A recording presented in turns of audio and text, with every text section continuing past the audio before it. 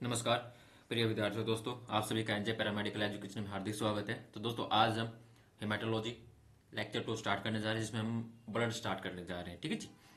जिसमें हम बेसिक आज हम ब्लड इंट्रोडक्शंस, कंपोजिशंस और आरबीसी सेल्स के बारे में हम बात करेंगे। तो आइए हम लेक्चर को स्टार्ट करते हैं।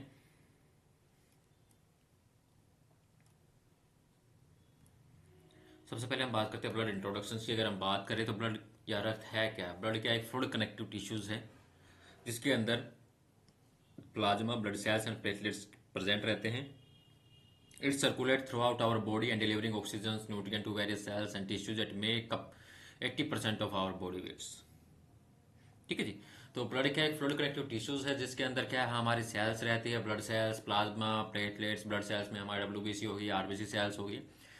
और इन सेल्स का क्या काम रहता है? फर्स्ट क्या है, जो भी ऑक्सीजन है उसको हमारे बॉडी के अंदर डिलीवर करने का काम करती है, न्यूट्रिएंट्स को डिलीवर करने का काम करती है। दूसरा, हमारे जो सेल्स उसका इम्यूनिटी प्रोवाइड करने का काम करती है। ठीक है जी। It make up 8% of our body weights. And adult की अगर हम बात करें, एवरेज ब्लड की अगर हम बात करें, कितना होता है? 5 to 6 लीटर अराउंड। ब्लड की अगर हम बात करें, artery is bright red because it remain oxygenated and the colour of blood in when is dark purple red because it remain deoxygenated in veins. जो आर्टरीज की अगर हम बात करें, उसके अंदर जो ब्लड है उसका जो कलर है ब्राइट रेड होता है due to presence of oxygenated, oxygen की प्रेजेंस होने के कारण। एंड अगर हम बात करें वेन्स के अंदर, अगर हम बात करें वेन के अंदर डीऑक्सीजनेटेड होता है क्योंकि उसके अंदर क्या ऑक्सीजन की प्रेजेंस नहीं होती। अब हम बात करते हैं कि जो आरबीसी सेल्स की अगर हम बात करें कि आरबीसी सेल का जो लाइफ स्पैन कितना होता है, 120 डेज रहता है। ठीक है जी। आफ्टर 120 से ये सेल क्या breaking down in the spleen, जो हमारी प्लीया उसके अंदर क्या निकाय ब्रेकिंग डाउन होती है। और उसी टाइम पर क्या है, जो बोन मैरो के द्वारा क्या है, जो प्रोडक्शन भी क्या है हमारी सेल्स का, जो आरबीसी सेल्स का हमारा होता रहता है। ठीक है जी। नेक्स्ट हम बात करते हैं ब्लड कंपोजिशन की। अगर हम बात करें कि ब्लड के अंदर हमारे क्या क्या प्रेजेंट रहता है, तो सबसे पहले फॉर्म एलिमेंट आते हैं, दूसरा हमारा आता है प्लाज्मा। फॉर्म एलिमेंट में अंदर हमारे जो आरबीसी सेल आ जाती है, डब्ल्यूबीसी सेल आ जाती है और प्लेटलेट्स आ जाते हैं। ठीक है जी। 45% form elements include in platelets 4.8%, red blood sales 95% and white blood sales कितने रहते हैं? 0.1%। उसके बाद नेक्स्ट हम बात करें 55% क्या है हमारा, जो उसमें प्लाज्मा रहता है। जिसके प्लाज्मा क्या है, जिसके अंदर हमारे क्या है, जो इलेक्ट्रोलाइट्स जो प्रेजेंट रहते हैं, न्यूट्रिएंट्स जो प्रेजेंट रहते हैं। अगर हम बात करें तो हमारे प्लाज्मा के अंदर क्या है, जो इलेक्ट्रोलाइट्स, वाटर 92% हमारा वाटर प्रेजेंट रहता है। उसके बाद अगर हम बात करें 7% प्रोटीन, उसके अलावा कुछ waste, nutrients, vitamin, hormones and gases क्या है जो प्रेजेंट रहते हैं। ठीक है जी। व्हाइट ब्लड सेल्स के अंदर भी हमारे जो डिवाइडेड है, जो न्यूट्रोफिल, इस्नोफिल, बेसोफिल्स और मोनोसाइट और लिम्फोसाइट जो सेल्स जो हमारी प्रेजेंट रहती है। ठीक है जी। तो हम इन सभी कंपोजिशंस के बारे में थोड़ा जान लेते हैं कि प्लाज्मा प्लाज्मा क्या लिक्विड पार्ट है हमारे ब्लड का, जो made up of water, protein, sugar, fat, salts है ना। स्ट्रोकलर इसका रहता है and make up about 50% of blood volumes. ठीक है जी। ये क्या करता है? Transport nutrients, waste product, antibodies, protein, help maintain the body fluid balance. उसके बाद नेक्स्ट आता है हमारा RBC cells, the most common cells in blood and make up about 40 to 45% of blood volumes.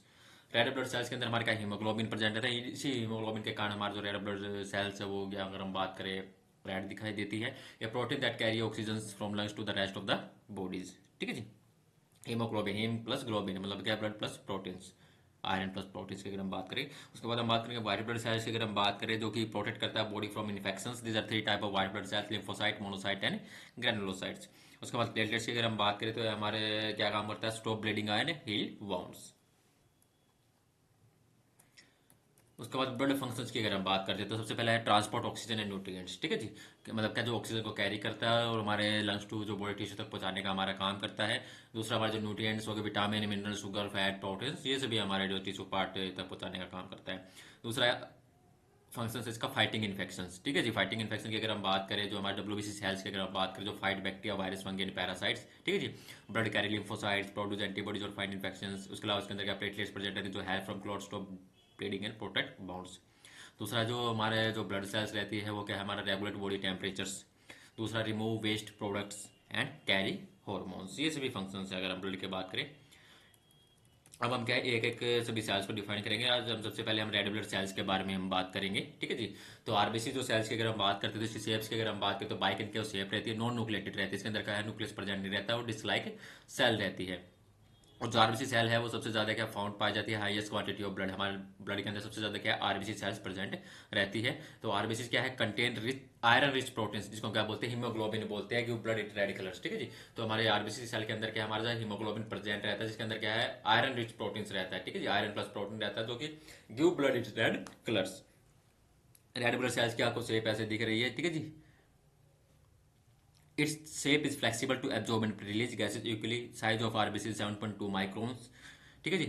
अगर हम इसकी रेंज की अगर हम बात करें नॉर्मल जो आरबीसी सेल्स की, तो मेल के अंदर क्या है 50 to 55 lakh RBC in 1 cubic mm, and female के अंदर अगर हम बात करें तो 40 to 45 lakh RBC in 1 cubic mm, ठीक है जी। RBC cells are produce in the bone marrow. RBC cell का जो प्रोडक्शन जो बनना होता है वो कहाँ पर होता है, हमारे जो बोन मैरो के अंदर होता है। This type of bone is found at the end of long bone in flat and irregular bones. In childhood red bone marrow is also found in the entire shaft of a long bones, ठीक है जी। Adult stage में अगर हम बात करें तो जो RBC का जो प्रोडक्शन है वो जो हमारे जो लॉन्ग बोन्स होती है, जैसे अगर हम बात करें एग्जाम्पल फीमर्स की अगर हम बात कर ले, तो उसका जो एंड पार्ट होता है, ठीक है जी, इस पार्ट पर क्या है जो बोन का जो प्रोडक्शन होता है अडल्ट स्टेज के अंदर। अगर हम बात करें चाइल्डहुड में, अगर हम बात करें तो हमारे जो बीच का ये पार्ट होता है, हमारा सेफ्ट पार्ट होता है, जहाँ पर हमारे क्या डेड बैरो बोन मैरो बनती है। उसके बाद नेक्स्ट एक टर्म आती है erythropoiesis. What is erythropoiesis? Erythropoiesis क्या है, आरबीसी प्रोडक्शन की अगर हम बात करें, एक साइकिल की अगर हम बात करें, प्रोसेस की अगर हम बात करें, जो कि हमारे बोन मैरो के अंदर जो आरबीसी सेल्स का जो प्रोडक्शन होता है वो किस तरह से होता है, तो उस प्रोसेस को हम क्या बोलते हैं, एरिथ्रोपोइसिस हम उसको बोलते हैं। तो एरिथ्रोपोइसिस का एक कॉम्प्लेक्स मल्टी स्टेप प्रोसेस है जो involve the differentiation of haematopoietic stem cell. सबसे पहले एक स्टेम सेल्स होती है, वो सेल्स क्या है फिर मैच्योर होकर क्या है हमारा आरबीसी सेल्स क्या हमारा वो बनाती है, ठीक है जी। तो involve the differentiation of haematopoietic stem cells into mature erythrocyte red blood sales या आरबीसी। सबसे पहला स्टेप है एरिथ्रोइड स्टेम सेल क्रिएशंस, ठीक है जी। The process began with creation of erythroid stem. सबसे पहले क्या है जो स्टेम सेल्स उसका क्या क्रिएशन होना, बनना, ठीक है जी, जिसको क्या बोलते हैं सीएफयू बोलते हैं, कॉलोनी फॉर्मिंग यूनिट एरिथ्रोइड्स। उसके बाद क्या रेप्लिकेशन होता है इसके अंदर, सेल रेप्लिकेशन एंड डिफरेंशिएशन, ठीक है जी। तो जो हमारे जो C F U E cells है, जो एरिथ्रॉइड जो स्टीम सेल्स है, वो क्या रेप्लिकेट होती है, डिफरेंशिएट होती है to proerythroblast, erythroblast and reticulocyte and further erythrocyte, ठीक है। जैसे आपको स्टेप देख, सबसे पहले हमारी स्टेम सेल होती है, उसके बाद उसका रेप्लिकेशन होता है, उसके बाद क्या प्रो एरिथ्रोब्लास्ट के बाद एरिथ्रोब्लास्ट एंड रेटिकुलोसाइट, और फर्दर लास्ट में जाकर क्या वो एरिथ्रोसाइट की फॉर्मेशन उसकी बनती है, ठीक है जी। उसके बाद थर्ड स्टेज की हम बात करें रेटिकुलोसाइट स्टेज, ठीक है जी। तो red blood cells are still immaturely at the stage but their cytoplasm as a reticular networks. उसके बाद मैच्योर स्टेज आती है और उसके बाद क्या है एंट्री इनटू ब्लड स्ट्रीम्स, ठीक है जी। तो इस तरह से क्या है हमारा जो आरबीसी का प्रोडक्शन होता है हमारा बोन मैरो के अंदर, ठीक है जी। तो सबसे पहले क्या होगा, जो स्टेम सेल्स होगी उसका क्रिएशन होता है, तो वो रेप्लिकेशन होती है, फिर उसके बाद प्रो एरिथ्रोबाइस्ट ब्लास्ट सेल बनती है, उसके बाद एरिथ्रोब्लास्ट बनती है। एरिथ्रोब्लास्ट के अंदर क्या है जो हीमोग्लोबिन की प्रोसेस स्टार्ट होती है, हीमोग्लोबिन सिंथेसिस होना स्टार्ट हो जाता है, जैसे बेसोफिलिक, फिर पॉली, फिर ओरिथ्रो, ठीक है जी। उसके बाद हमारा रेटिकुलोसाइट की फॉर्मेशन होती है, रेटिकुलोसाइट के बारे में हम आगे बात करेंगे, ठीक है जी। उसके बाद हमारा क्या है एरिथ्रोसाइट बनता है, ठीक है जी। इस तरह से क्या है हमारा जो रेड ब्लड सेल्स का क्या है प्रोडक्शन हमारा होता है।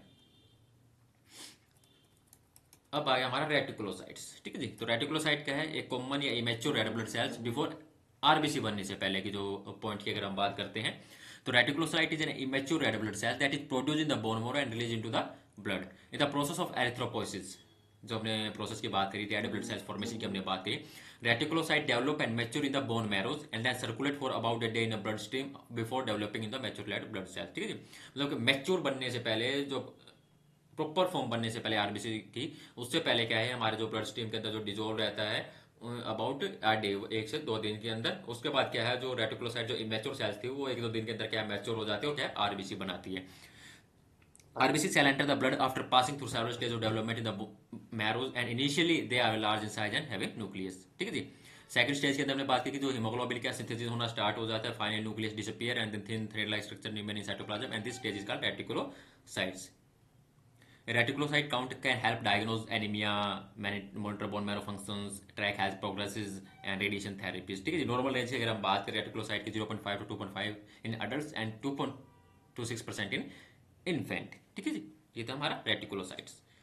उसके बाद आती है हिमोलाइसिस। हिमोलाइसिस लाइसिस का मतलब डिस्ट्रक्शन होना, आरबीसी के डिस्ट्रक्शन की बात हो रही है यहाँ पर। आफ्टर 120 जब लाइफ स्पेन जो कंप्लीट हो जाती है उसके बाद न्यू आरबीसी बनती है, और जो पुरानी आरबीसी का जो डिस्ट्रक्शन है वो जो प्रोसेस कहलाती है वो हमारी क्या है हिमोलाइसिस कहलाती है, ठीक है जी। जो आरबीसी का डिस्ट्रक्शन होना आफ्टर 120 डेज, वो क्या हमारी हेमोलाइसिस प्रोसेस है। तो हेमोलाइसिस क्या है? इट इज द डिस्ट्रक्शन और removal of red blood sales from circulation before the normal life of A 120 days. ठीक है जी। सबसे पहले जो ओल्ड डैमेज आरबीसी क्या है? Are phagocytosis by macrophage in the livers. ठीक है जी। जो थर्ड स्टेप आप देख रहे हो, फर्स्ट और सेकंड स्टेप में क्या है? यहाँ पर क्या है? जो आरबीसी का जो प्रोडक्शन बताया गया कि जो हमने एरिथ्रोपोसिस जो प्रोसेस की हमने बात की, स्टेम सेल, एरिथ्रोब्लास्ट, रेटिकुलोसाइट और आरबीसी फॉर्मेशन।